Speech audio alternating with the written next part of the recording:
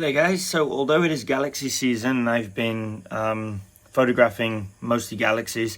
There are still some nebulae around. They're not around for long, so I've got some projects I'm still working on with nebulae.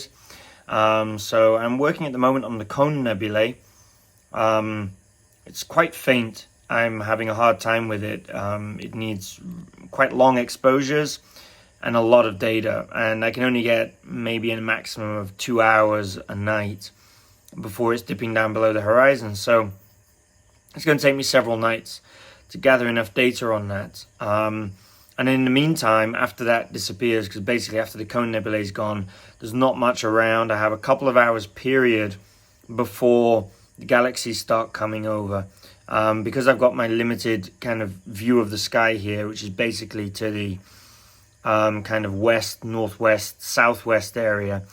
If I had a full view of the sky, then there'd be a few more nebulae around.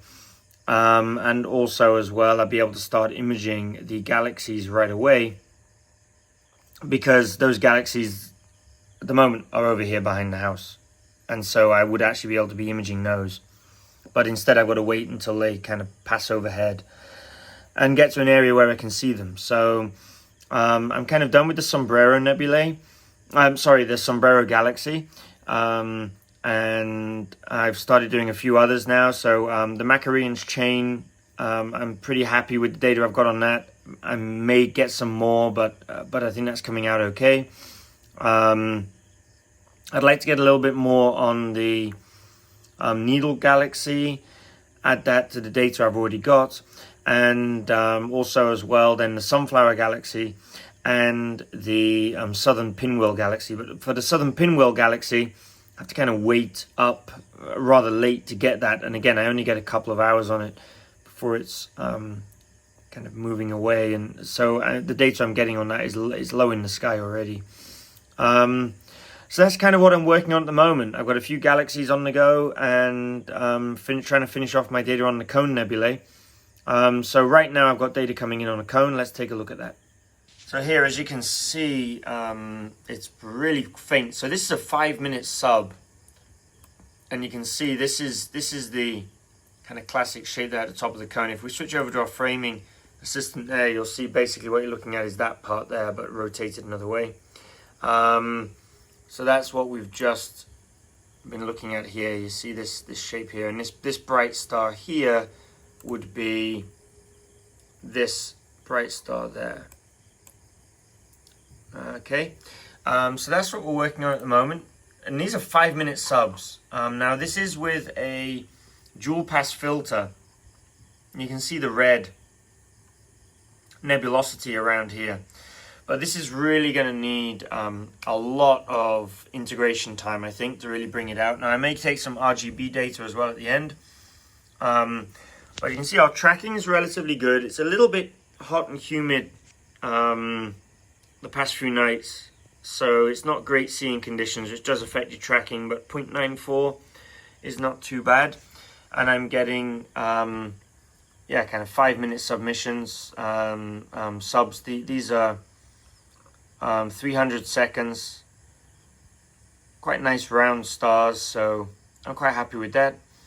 You see the amp glow here I've got off of this SV Bonnie one-shot color camera that I'm using, but that'll all be taken out with the calibration frames. So yeah, so this is basically what we're working on here, the Cone Nebula. And I think this is probably going to need at least 10 hours. I'm guessing, looking at what I've got so far, maybe even more. 14 plus hours, I think, of data to really get something that looks anything like that. I have imaged this before, and it was really, really bad. It was earlier on in my kind of experience with astrophotography.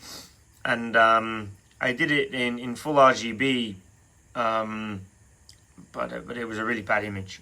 So I'm still kind of starting from scratch again. Better framing this time, and also as well just better data. My focusing is better and so on than what it was before. So that's kind of what I'm working on. Also as well at the moment we've got the moon around, so I've been doing some moon shots as well. Last night I captured some images of the moon. So anyway, I'll put those into the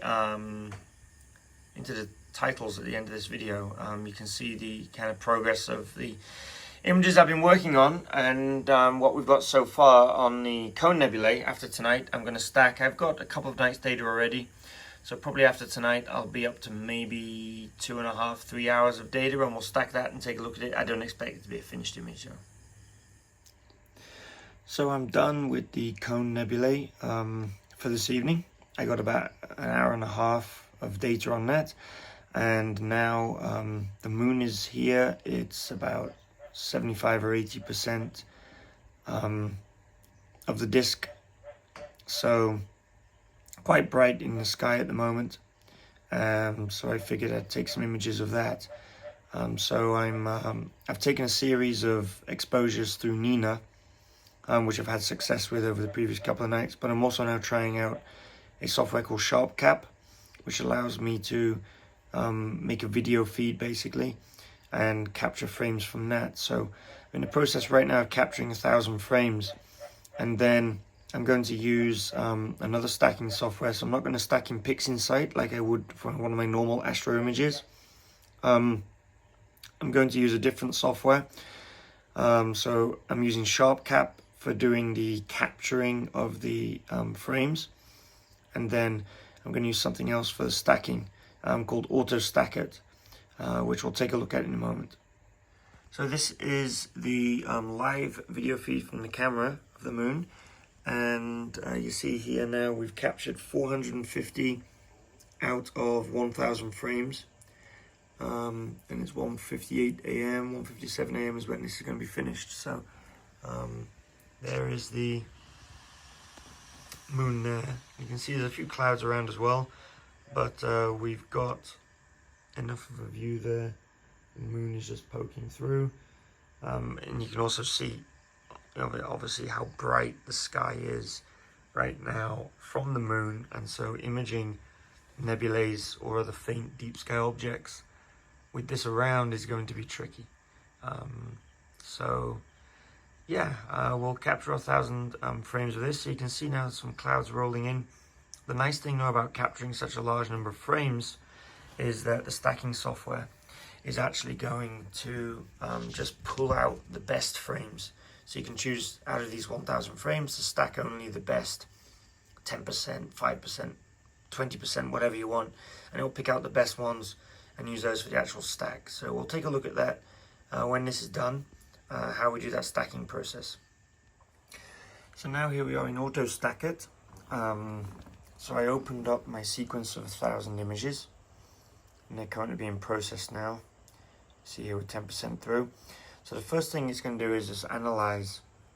So after opening our files, I chose surface, as although this isn't a close-up of the lunar surface, I want to kind of track and stabilize the image based on the surface features. So I selected surface and find anchor point. So it's found the anchor point. You can see it's marked it here in green. So that's going to be the reference point that's going to be used for the stack and aligning of all of these images. So now it's analyzing them. Also, we're going to force the debayering. So my camera has a GRBG Bayer pattern. That's the pattern of the green, red and blue pixels, as this is a color camera.